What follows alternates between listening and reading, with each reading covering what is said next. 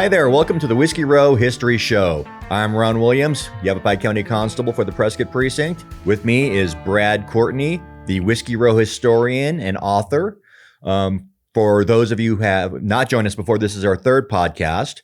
And Brad is, like I said, an author and local historian. He's written, Brad, 4 books. 5 with that one. Well, 5 with the pamphlet, exactly. 5.5 with the booklet on Doc Holiday and Prescott. 4.5, which is a precursor to your Doc and current Kate work, Prescott, Doc and Kate and Prescott, exactly. Today we have a couple stories for you about Whiskey Row, titled "Two Stranger Than Fiction Whiskey Row History Stories," or Weird West in the Saloons of Prescott. Right here in Prescott. Stories that if you saw them in a movie, you would think that they're just too outlandish to actually be true. And I always tell the story when this first was called The Curse of the Keystone Saloon. And when I was researching for the first book, you want good stories. And people love Wild West murders and stuff like that. And this one, as you'll see, just keeps getting better and better. But actually, it's worse and worse and worse.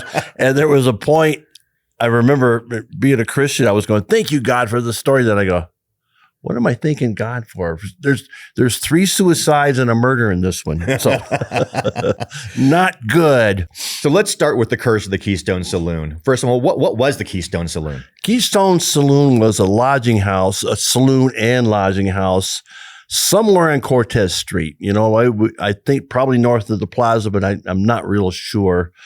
And it was opened by a guy named Gottlieb Erfer. I love that name. His name is Gottlieb. Imagine your name being Gottlieb Erfer. Maybe this is why.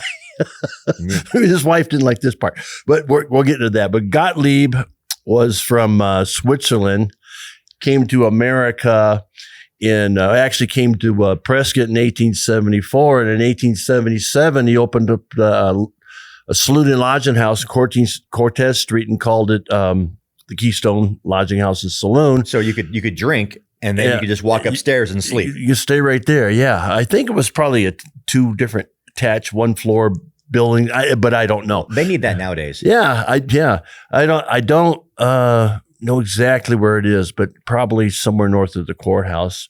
And he married an Irish girl, Ellen Dunn of Ireland, in 1878. And this is where the fun begins. So it's 1885, December. Gottlieb is coming up on his 50th birthday. He's actually preparing a party. He has seats. He has assigned seating. And the miner reported that, he's happy, ready to celebrate. His birthday was on December 17th. Everything seemed great, So it's his 50th birthday, and it's really more or less his 7 years of marriage to Ellen. Yeah, she's been with Ellen for 7 years.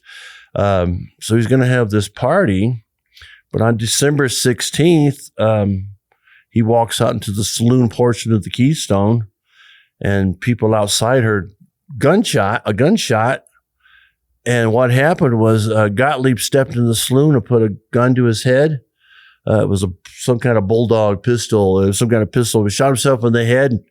A black fella ran in and, oh my gosh, what's going on? Then another guy came in, and the black guy's afraid he's going to get blamed for this as a murder. So he takes off, but it was obvious that it was a suicide.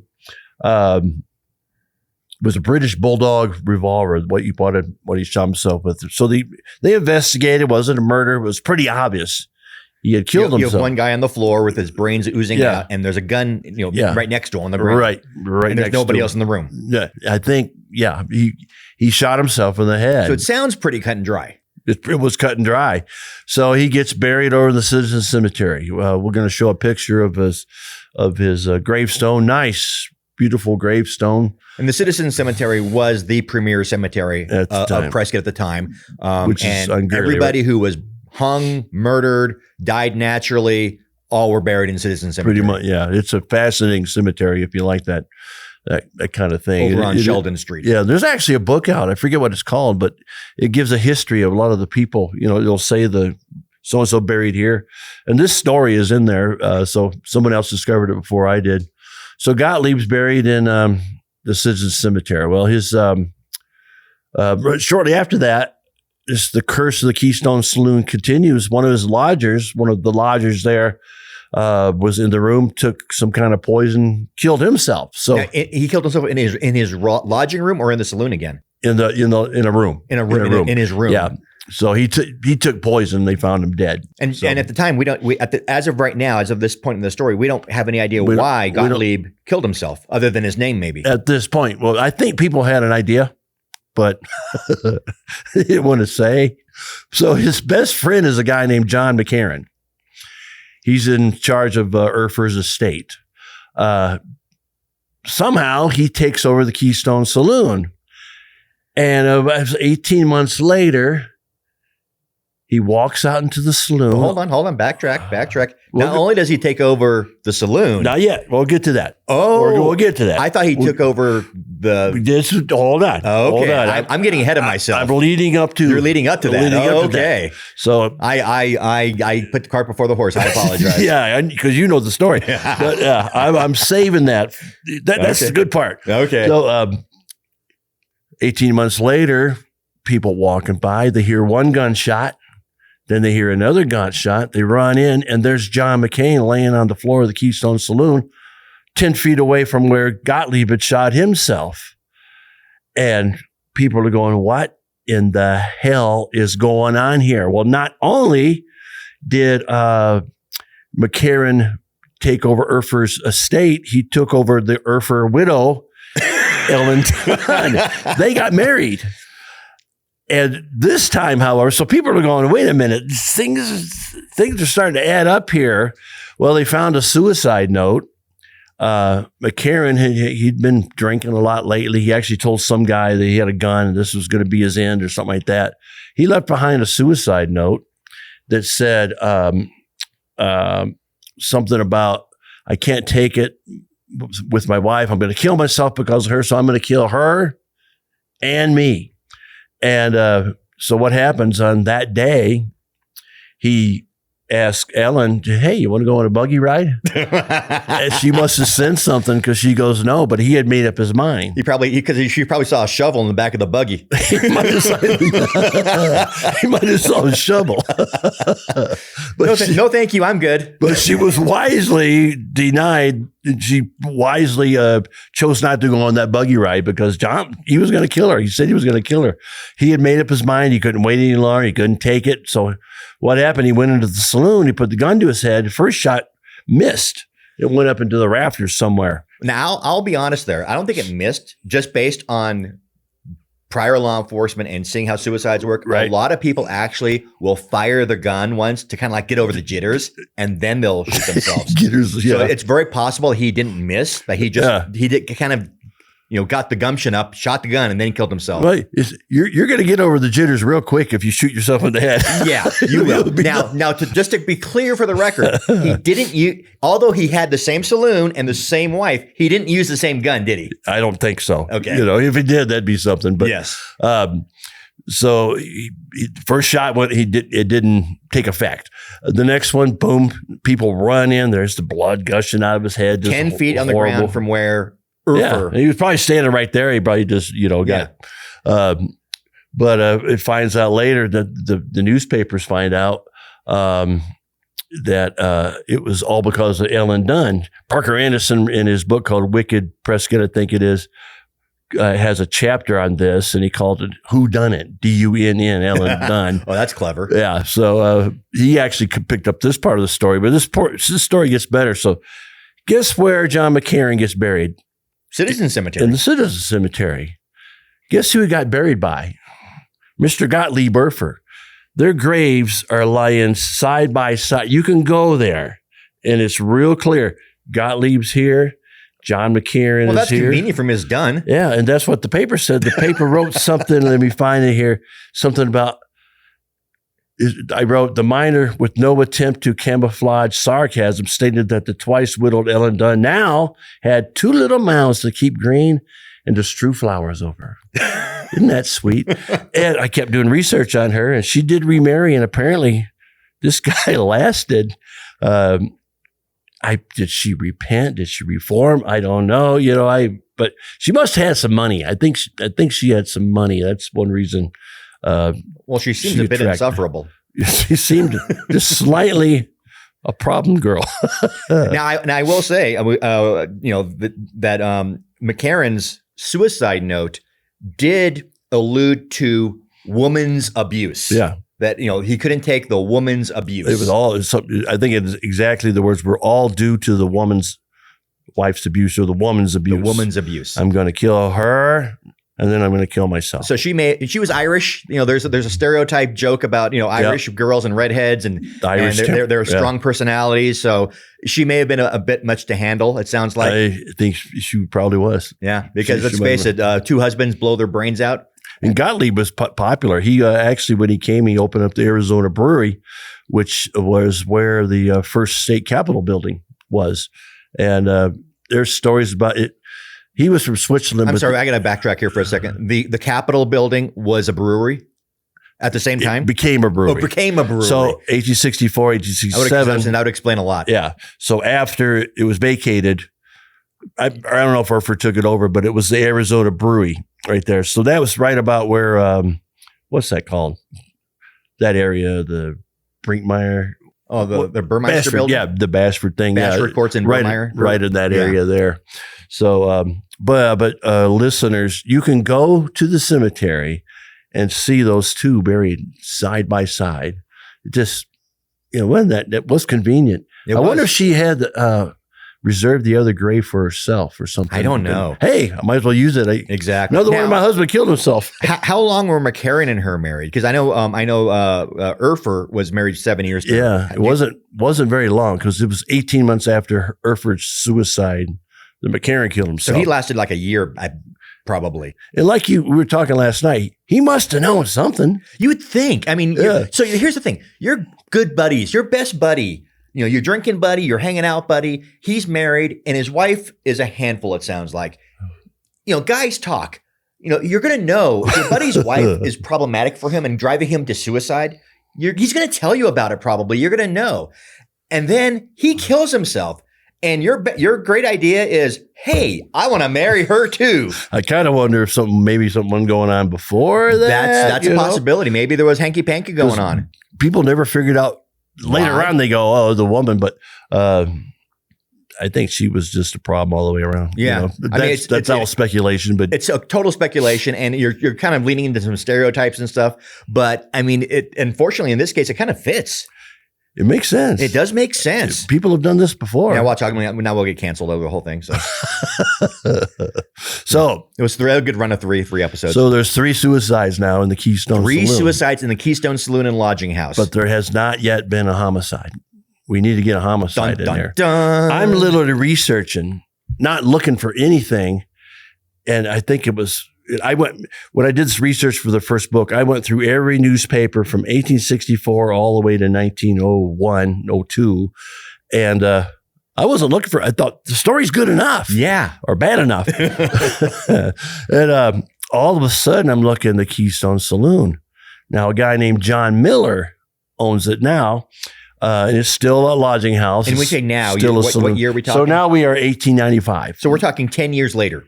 Yeah, it's still around. Keystone's been around now for almost 20 years. Yeah. It's gone through 3 owners at least. From McCarran's suicide, it was 8 years. Okay. So this happened in October 1895. Guy named John Miller owns it. He runs the lodging house and everything. A guy named Charles Hobart comes into town, and he wasn't supposed to be in Prescott because he got in trouble earlier for some reason, and his punishment was don't come back to Prescott. He had a stay out of Prescott order. Yeah, one of those, and you know about those. Oh yeah, those, back in the day, that was kind of a thing. Sometimes you would have served Charlie, but he worked over at the Grandview House. So it's really called Scopel House. So, and what was the Scopel House? That was a hotel. It was a hotel. He worked at a hotel, and we'll put a picture up there of that. But he was a bellboy or something like that. But he comes back into town. He comes into the Keystone Saloon and Lodging House, reserves 4 nights to stay, which is $1, 25 cents a night. Which, honestly, 25 cents a night? Lodging houses, when they called them lodging, that was the cheapest form of what's the word I'm looking for? Like a hotel. Hotelry of, there's a word for it, but it's kind of early in the morning.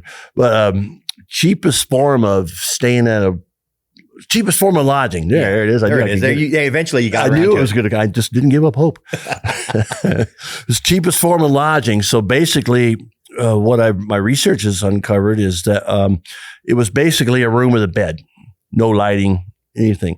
Something happens the night that Hobart is staying at the Keystone Saloon, Keystone Lodging House, and the paper said it was something like he defiled the room. He defiled the room.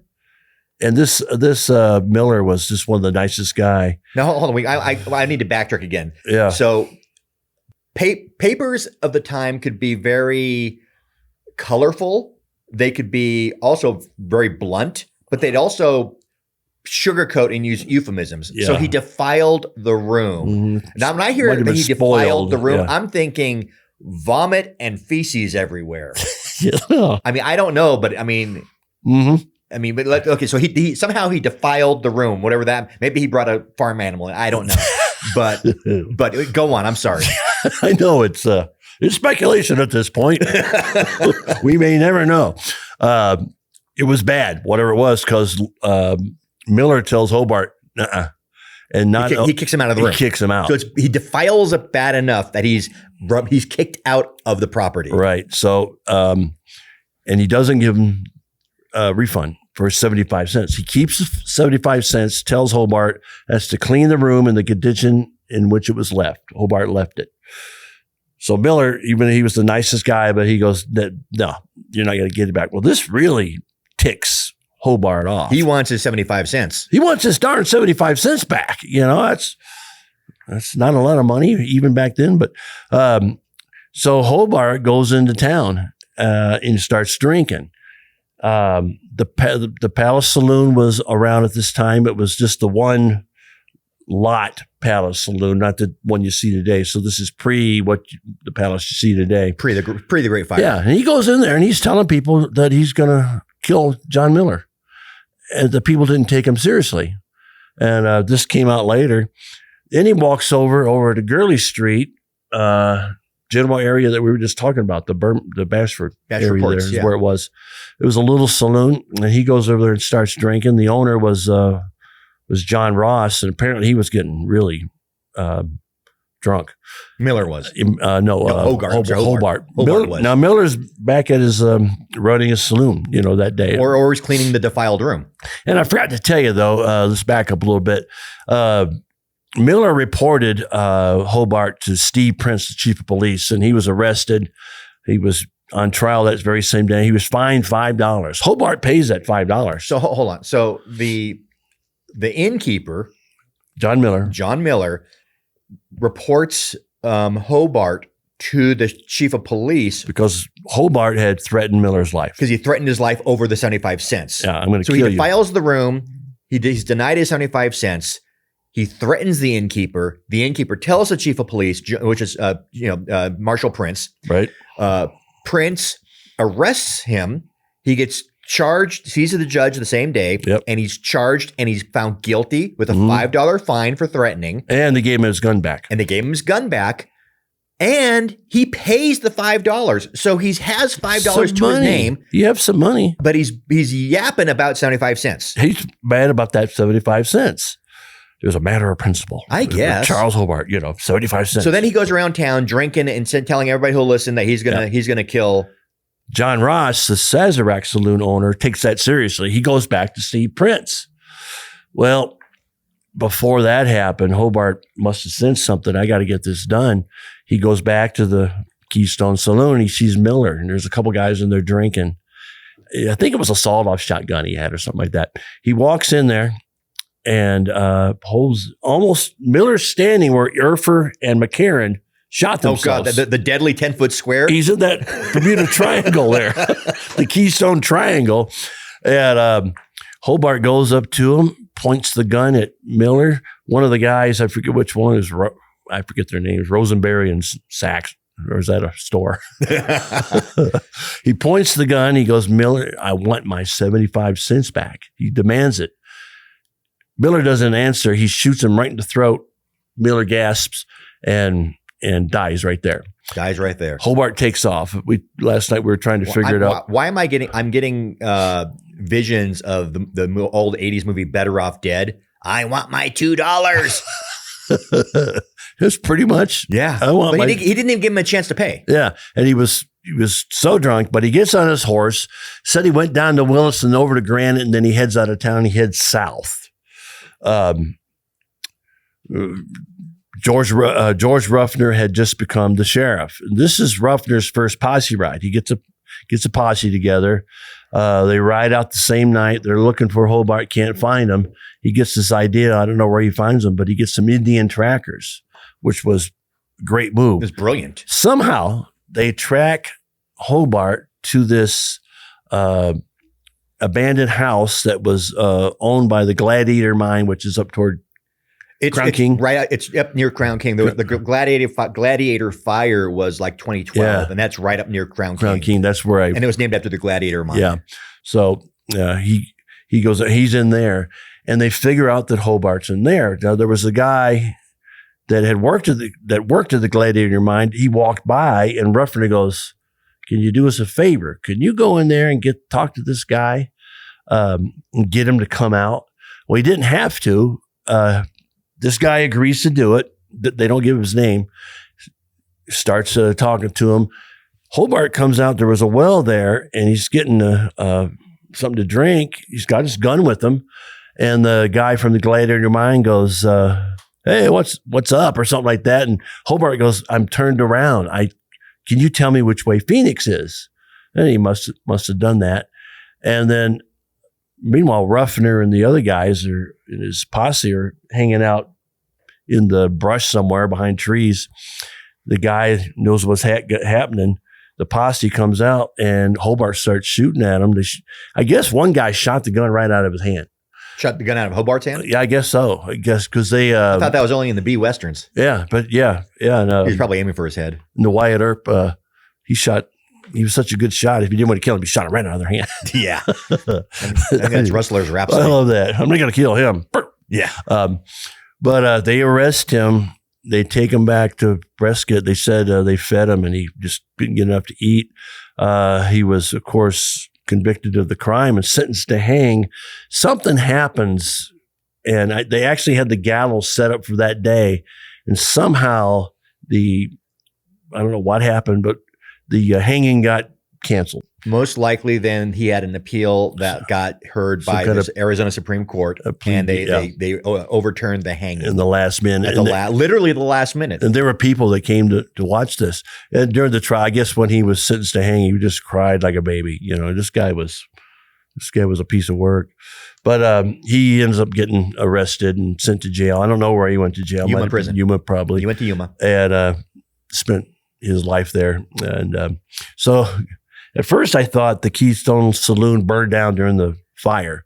But again, if you just keep researching, you run into stuff. And this is after I wrote the book, and I'm researching something else, and all of a sudden I go, the Keystone Saloon is out of business, and guess what it became? What? A shooting gallery. It was already a shooting gallery. You wonder if they go, hey, let's capitalize on this all these tragedies, and let's make a shooting gallery. Yeah. But and that when the fire happened in 1900, I think it was the shooting gallery that burned down. But again, I don't know exactly where. So yeah, we've had two suicides by gun, a homicide by firearm, and then of course it was a guy who drank poison. But hey, I know what this place needs is a shooting gallery. Yeah, people will get it. Yeah, I mean, I'll be honest. I'm sure that the irony wasn't missed on them. People back then had a real strong sense of irony, and they appreciated it. So it didn't escape them. I'm sure that the Keystone became a shooting gallery. This was all very sensational. So, you know, people knew about that. Exactly. Also, so that's the curse of the Keystone Saloon. Any questions out there? Well, you can contact me at whiskeyroebooks@gmail.com or get my book. Yeah. Yeah. Or just buy the book. Just buy the book. Buy the book. So we're going to move on to. Next, we have the Dynamite Demon of Whiskey Row's Cabinet Saloon. The Dynamite Demon. Sounds like a roller derby guy. Yeah. That was actually the, let me get to my spot here on this. This is my cue card, my teleprompter. John Miller, by the way, was buried at Citizen Cemetery. Also. And yeah, you could, from Gottlieb Erfer's and John McCarran's grave, you can see Miller's. It's a really nice little monument to him. So they really should have renamed the Citizen Cemetery to the Keystone Cemetery. Keystone, yeah. Yeah. Because, populated it by, I don't know what happened to the guy that poisoned himself. But, yeah, so the Cabinet Saloon, little history real quick. The Cabinet Saloon was founded in 1874. It was the go-to place. It was the gambling. And social mecca. Yeah, it was the big Faro gambling place that Lily Fremont said it was. It was owned by a guy named Dan Thorne. And of course it burned down at some point, but it stayed kind of in the same area there. And there's another episode will cover the origins of the palace and all that. But the cabinet in 1900, the July 1400 fire, burned down, of course, and it was 2 doors down from the palace. And so just for a visual then, so if you're standing on the courthouse, at the courthouse with your courthouse to your back, and you're looking at Whiskey Row, you're looking at the current palace structure, which is 3 lots nowadays. It takes up 3 lots. The furthest most northern lot on your right was the palace. That was the palace. And which is now, it's an art gallery or something on that side. Then you have the center actual main palace building, which was a bathhouse where you could take baths. That's where the saloon is now. Yeah. That's where the saloon is now. And then the next building south, which again is another art gallery or curio shop. One's the Kickapoo Express. I think that's the north one, I think. Okay, but I could be wrong. I always forget. I just know where the palace is. But that third building to the south, the third lot, was the cabinet. Where the cabinet was. Nowadays, if you look at the palace building, the south half of the building was the cabinet, the north half was the palace, and the center half was the bathhouse. Right. Where the saloon is now. It burns down. They decide to merge. And they were actually going to call the palace the Palace Cabinet. But that just didn't make sense. They were going to call it the National Saloon, but eventually they settled on the palace. On the blueprints itself, you could see the blueprints for today's palace.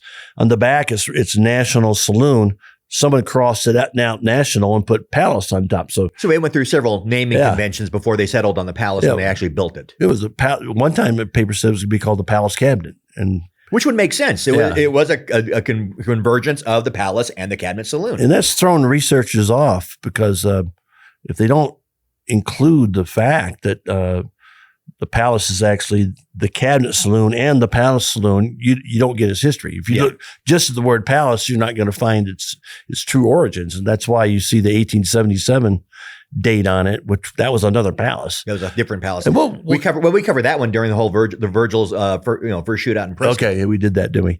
Yeah, that's right. Because Virgil was in that 1877 palace, we believe. Yeah. So the palace really, historically, it goes back to 1874 with the founding of the cabinet. Yep, exactly. It goes back to 1874. So now we're fast forwarding to 1896. It was Sunday night, June 28th, 1896. At 8 p.m. In the p.m. Yeah. It was at the p.m. where some men were in there. There were some gambling. There was a game of dice going on there, which I'll get to how I do that. So the cabinet saloon, and it was the front of the building. And then they had a Chinese restaurant in the back? Yeah. But I think, however, the entire lot was the cabinet and the restaurant was somewhere in the back there because a separate building? We know it was in the back. Yeah. Whether it was half and half, I don't know, but I don't think so. I think it was mostly saloon and then a dining room. So this is the most popular saloon, one of the most popular saloons with the palace. Right. On Whiskey Row. And they have a restaurant in the back, just like the palace does today. Run by Chinese. And it's actually owned and operated by Chinese. And it's a Chinese restaurant. Chinese were allowed on Whiskey Row. Yes, despite the rumors and the allegations of the otherwise, Chinese were a integral part. What we're going to see here in a minute is some of the Chinese were against their people going over and working for white people. And that's going to come up. But these guys are in there. They're enjoying a good time and everything. Barney Smith was a co-owner. He was in there. Frank Williams a very popular bartender. He was no in there. relation, by the way. And you're not related to Frank? I'm not related to Frank. No. Too bad. He was a good guy, they say. Very popular. He's going to come up in our story when we do the baby on the bar. He was the main character in that as far as after the baby was spotted. But we'll get that. We'll get back. So let's go back to June 28th, 1896. So everybody knows in Prescott that at the time, the Red Light Center was behind Montezuma on Granite Street. Kind of where the parking structure is today. That was one of them. Yeah, that was one of them. But that I would say at least half of Granite Street was full of brothels. But there was one on the corner, Goodwin and Granite, Goodwin and Granite, called the Union Saloon with the Cribs. Great pictures. But these two women that were they must have been done with their shift for the night or something, but they were hungry. Or they're taking a break. And they walked across. It was a double-decker brothel, which is where the parking structure, the Granite Street garage is now, that big old thing. And that's where when they were building, they found all these artifacts and stuff like that. So behind the palace today, which was now, what back then in 1896 was the cabinet and the palace with the bathhouse in the middle. Right. So behind them, directly behind them, were the parking garage. You have the alley, Whiskey Row Alley, and then you have the parking garage. The parking where the parking garage is now it was called the double-decker brothel or double-decker house or whatever they wanted. It was called the double-decker, right? And it was a 2-story wooded building, right? And it was a brothel. And in the pictures, we'll have pictures. It's real prominent. Excuse me, I got a tickle in the throat. So, two of the way the paper, I think it was the Miner, described it, said two ladies, habitués. Yeah, and that's just a name for residers, or they live there. Habitués of Granite Street, so everybody knew. Saying Granite Street. We're telling you in code. We're talking about a couple prostitutes. In code, we're telling you. A couple working girls. You know, and they've been called soiled doves. Soiled doves. They've been called, my favorite is horizontal experts. Horizontal experts. I love that one. And there's one, they called them rehab women. Women? I always wondered. I need me some rehab. What were they rehabbing? So what that name came from is Christian churches would reach out to these prostitutes and offer them the home. They could stay there.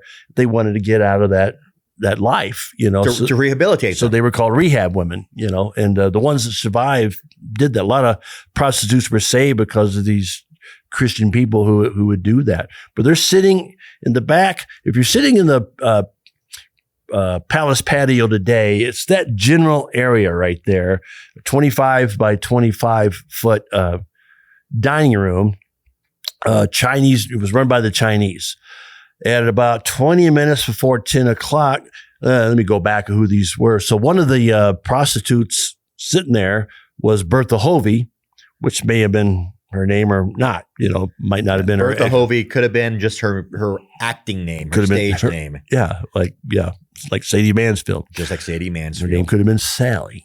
But the other one was called Cora, and they didn't give her last name. So she didn't need. It's just like Madonna or Cher. Yeah, it's Cora. We all know Cora. Yeah, the prostitute Donna. Yeah. So anyway, they're having.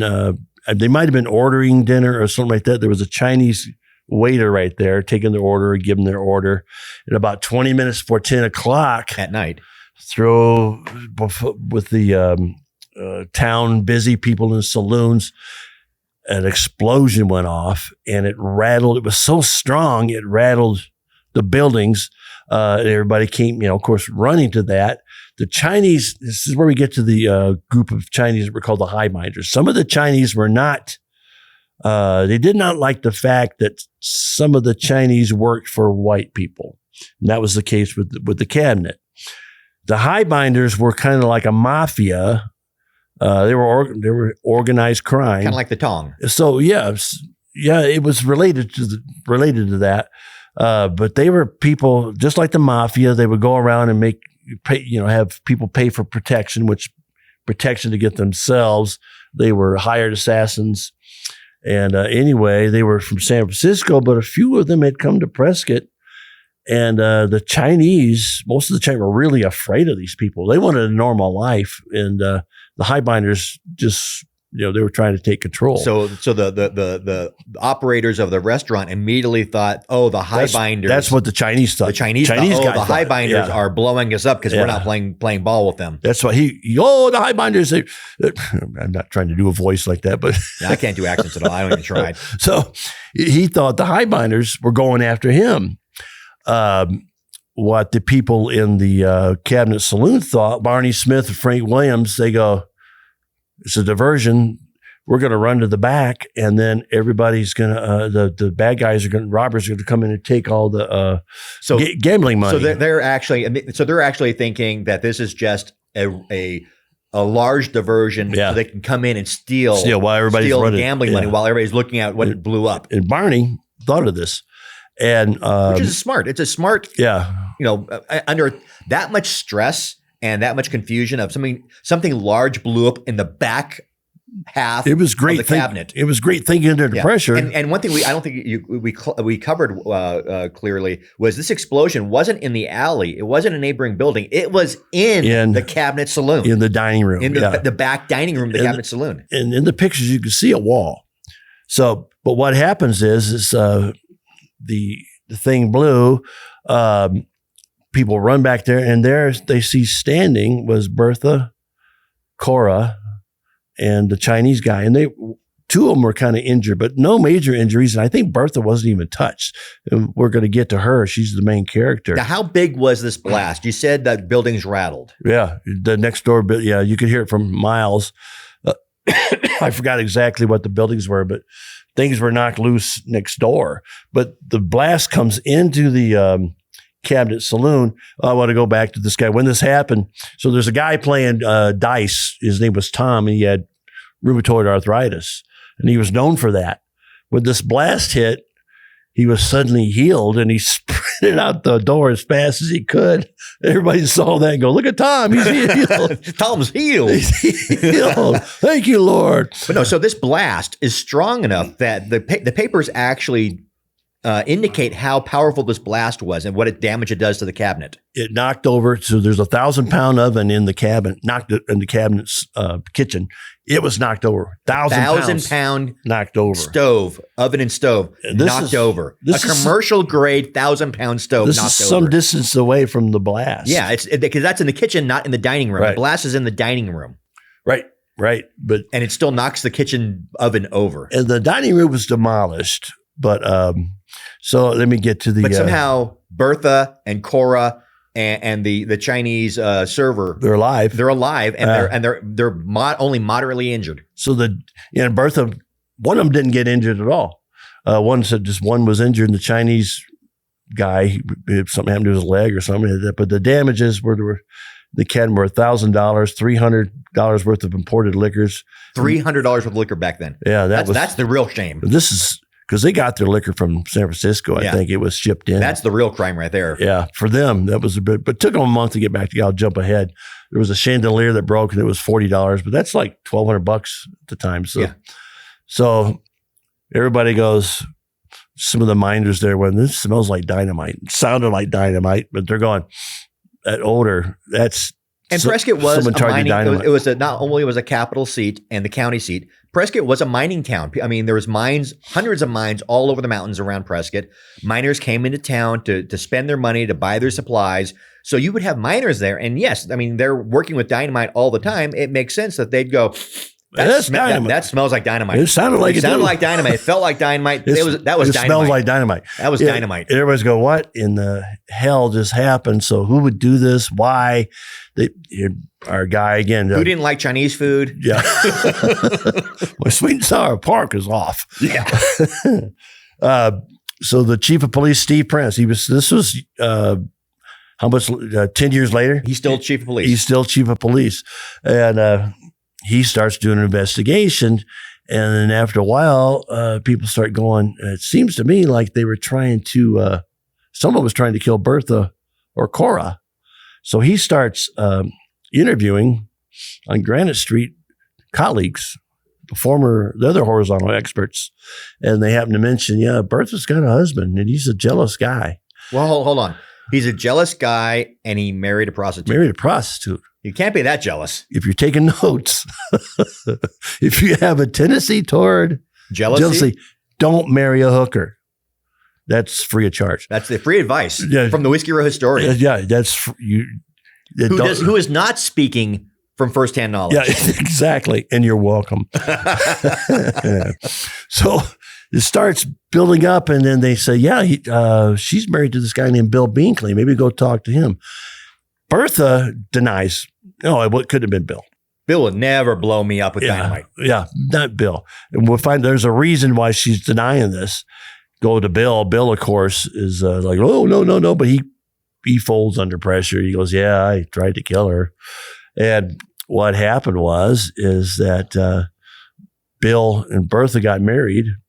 And after they got married, Bertha tells Bill, you fool, I'm already married. So she's a bigamist now. And it was almost like it was a joke.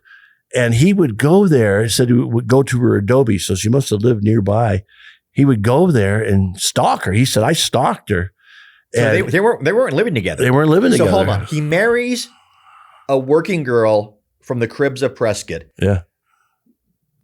He finds out she's already married and they're not living together. Yeah. So he's basically, is he getting it for free at least? So, I mean, I don't see what the angle is. Well, here's the thing. According to he wasn't jealous that she was a prostitute. Exactly. He was because she was already married and she was already married and they wouldn't live together. I will not stand for a prostitute who's married to another man. Stick to your business, lady. Do what you know best. You know, but anyway, he admits he admits to blowing it up. Tell me about that. Yeah. So here's what happens. So he would go and stalk her at the adobe, and she would make fun of him, tease him, and he felt emasculated. He starts planning a murder-suicide, just like John McCarran did. He worked out of the Last Chance mine, which was out in Walker. And there's the aptly named Last Chance mine. And there was a cabin there that stored the dynamite. And he snuck into this cabin and procured, let's see how much it was. 6 sticks of dynamite. Yeah, 6 sticks of dynamite. And 3 feet of blasting cord. Yeah, okay, you got it. And there's going to be pictures that come on. Yeah, 6 sticks, 3 feet of fuse, 1 cap.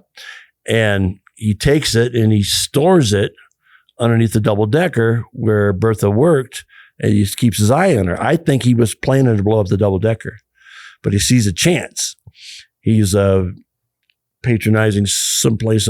He's in that Whiskey Row alley there, and he sees Bertha and Cora having dinner in this the Cabinet Saloon, and somehow he goes underneath the dining room. He climbs under the subfloor, right, underneath the cabinet underneath the Chinese restaurant. And we found out later he had laudanum around his neck, and he was going to, before he blew her up, he was going to chug laudanum and kill himself. Have an opium overdose. You don't want to be blown up, but he was going to stay there, or maybe he wasn't going to stay there, but he was going to kill himself. He decides not to, but he goes under there. He sees Bertha and Cora up there, and he's willing to kill anybody to get back at this bigamous lady. Terrible. You can sleep with whoever you want, but you can't marry other people. No marrying. There's no marrying allowed here. That's not what I signed up for. I married a hooker. I married a hooker, not a bigamist, for crying out loud. Come on. I have standards. So anyway, he plants six sticks of dynamite and a 3-foot cord, right, and blasting caps underneath the kitchen, underneath the dining room of the cabinet. And he lights it. He takes off. There was a saloon down Whiskey Row Alley on the row called the Royal Saloon. And he goes off there and he just kind of mingles, and then he just kind of waits, and then I forget how much time passed, but all of a sudden, boom. Enough time for a 3-foot of cord to burn. Yep. And he was there, and like everybody else, he went running. And he runs there, and he sees Bertha standing there. He goes, crap, that didn't work. So he puts the dynamite literally under her table, right, and blows it up, and she's still standing there like Superwoman. So here's what the forensic evidence revealed. So in this dining room, there was a thick layer of linoleum. It must have been some strong stuff. It was so thick that when the dynamite blasted, it went up, and then like in the eye of the hurricane, it went out into the saloon, out into the alley. So it was all the linoleum contained the blast and Right. redirected it. she's I standing don't know there. who did the Chinese's flooring, but I want that company. Yeah, she's standing there on this floor. The linoleum made it, but that's how it went into the saloon. So he's going, what do I got to do to kill this bigamous lady? And he kind of hush us. Well, she didn't want to tell about Bill because she was a bigamist, and she was afraid she was going to get arrested for being a bigamist. And Which was a crime back then. Bill finally gives up, and he goes, "Yeah, that's fine. Yeah, I tried to kill her, but come on, she's a bigamist. Go get her too." They didn't do that. Let's see. Blowing up a building and trying to kill 3 people versus bigamy in Colorado. Plus, you idiot! What were you doing? Yeah. You signed up for a hooker, but not a bigamist. Come on. So City Marshal City Marshal Prince says, yeah, I'm going to go with the murder, attempted murder, and destroying a building over bigamy. And that he was going to kill whoever. Yeah. He didn't care who he killed in the meantime. So he, of course, is tried. He gets sent to the Yuma prison. I don't think Behan was. No, this was that. Well, he could have been. I think Behan was Johnny Behan was actually the warden. The warden there at that time. I forget the exact dates, but I know it was in the 1890s. I think it might be the murder. There's another story there. Yeah. I forget which one that is. The 1884. So he could have been. So like I said, with the double decker. Let me get to this part here, because as a historian, one of the things when you get published, sometimes you get people reaching out to you, like relatives, descendants, and a descendant of Bill Binkley contacted me. We'll put up a picture of him. The step granddaughter of Bill Binkley contacted me. Goes, yeah, he was my step grandfather, and she goes, he was really mean. He was a really mean guy. People who blow up buildings to kill people generally are really mean. It's an anger problem. He sounds like he has an anger problem. Yeah.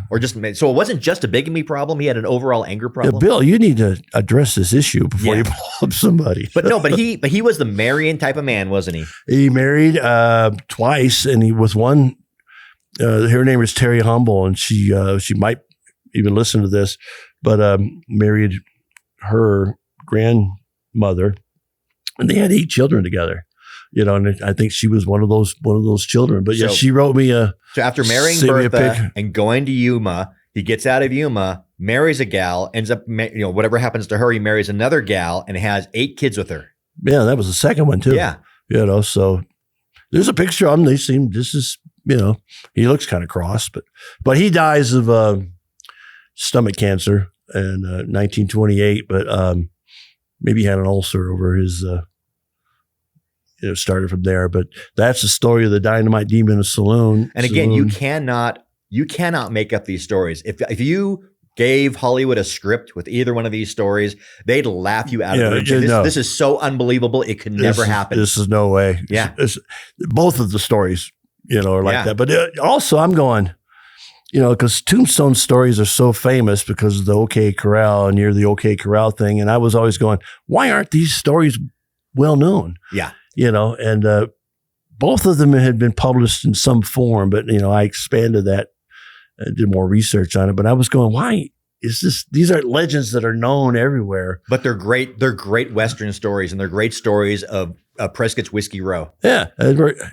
I kept going. That's why I had the bad feelings toward Tombstone, because I'm going, Whiskey Row has all these amazing stories, but Tombstone's getting all the glory. And maybe we'll cover that sometime. But yeah, I had a problem with the Tombstone and the Earps, because they were just, why is everybody talking about the Earps and Doc Holliday when And that the Dynamite Demon did this, and that is we will be covering that in a later podcast. I think this pretty much wraps it up. And again, thank you for joining us on the Whiskey Row History Show. Bradley G. Courtney, Whiskey Row historian and author of 4 books on Prescott and Whiskey Row. Bradley, what's your email again? whiskeyrowbooks@gmail.com. whiskeyrowbooks@gmail.com. I'm Prescott Constable Ron Williams. Thank you for joining us, and hopefully we get better every time. This is our third podcast now. We'll figure out what the next topic is, and we'll look forward to seeing you then. Thank you.